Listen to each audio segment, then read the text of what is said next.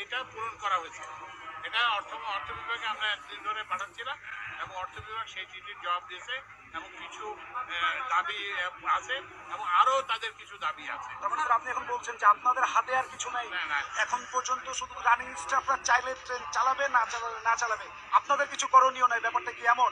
না, অবশ্যই আমরা চলতে পারে তাহলে আলোচনা করব এবং আমরা অবশ্যই ব্যবস্থা নেব। কতদিন ধরে চলতে পারে বলে মনে হয়? তারা তো স্যার আপনাদের কথা তো স্যার আপনি নিজেই বলছেন। হঠাৎ করে বন্ধ হয় নাই এবং এটা একসময় বন্ধ হয় না। না স্যার, ওরা তো স্যার বলছে আপনি তো স্যার আপনি তো বললেন যে স্যার রাত ধরে তাদের সঙ্গে আলোচনা হয়েছে, সুফল আসে নাই। এখন এই সময় যে বন্ধ হচ্ছে তা না, এটা অনেক আগেই বন্ধ হচ্ছিল। 22 সালে বন্ধ হচ্ছে, 2022 সালের পর। সুতরাং এখন তো বন্ধ হয় না। এটাকে দেওয়ার আবার চিন্তা ভাবনা করছেন আপনারা?